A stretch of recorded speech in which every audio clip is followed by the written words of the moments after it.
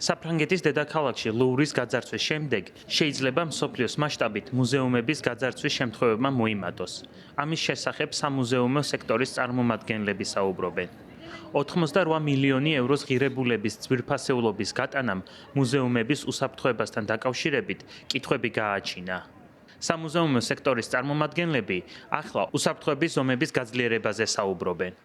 ყოფილი ბანკის მძარცველი დევიდ დესკლო ამბობს, რომ მან მუზეუმის წარმომადგენლები გააფრთხილა უსაფრთხოების სისტემაში აშკარა სისუსტეების შესახებ.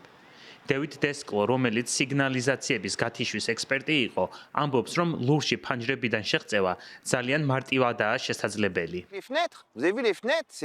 ნახეთ ფანჯრები? იქ შესვლა ძალიან მარტივია. დანაშაულების ჩადენისას ხელოსნის ფორმას ვიცვამდი. მუზეუმის წარმომადგენლებს ვუთხარი. წარმოიდგინეთ ძარცველები, შენიღბული ადამიანები ფილმის პერსონაჟის არსენ ლუპენის მსგავსად ფანჯრებიდან შემოდიან და ისე ძარცვავენ. ეს ძალიან მარტივია. 5 წლის შემდეგ კი რას ვხედავ? ზუსტად იმას, რაც ვიწინასწარმეტყველე. 7 წუთში არსენ ლუპენის მსგავსად მათ ლუვრი ფანჯრებიდან გადარცვეს. როგორც ვამბობდი, ფანჯრიდან შევიდნენ და ნივთები წაიგეს. მათ ჩემთვის უნდა მოისმინათ, რადგან ეს ყველაფერი ვიწინასწარმეტყველე და ყველაფერი ზუსტად ისე მოხდა, რაზეც მე მათ ვაფრთხილებდი. ნიდერლანდელი გამომძიებელი არტურ ბრენდი, რომელიც ძირითადად ხელოვნების ნიმუშების ძარცვის საქმეებზე მუშაობს, ამბობს, რომ მუზეუმებმა უსაფრთხოების სისტემები უნდა განაახლონ. არტურ ბრენდი დეტექტივია, რომელმაც მსოფლიოს მასშტაბით 200-ზე მეტი დაკარგული ნამუშევრის დაბრუნება შეძლო. მათ შორის პაბლო პიკასოსა და ვან გოგის ნახატები.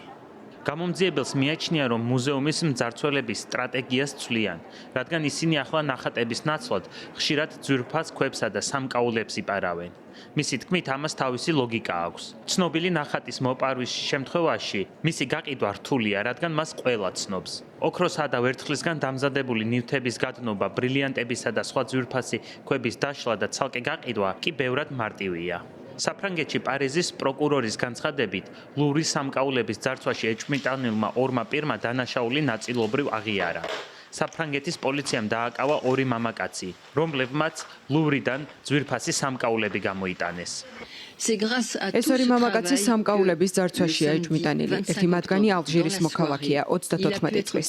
ის საფრანგეთში, კერძოდ ობერვილიეში 2010 წლიდან ცხოვრობს. ის უმუშევარია, თუმცა ადრე რეპერიც იყო და კურიერადაც მუშაობდა.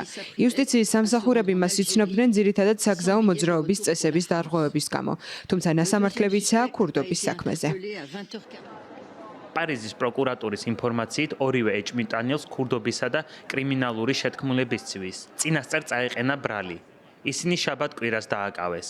ერთ-ერთი მათგანი პარიზის შარ დე გოლის აეროპორტში აიყვანეს, როდესაც ის საფრანგეთის დატოვებას ცდილობდა. რაც შეეხება ძვირფასეულობას, პროკურატურის ინფორმაციით, ის ჯერ არ უპოვიათ.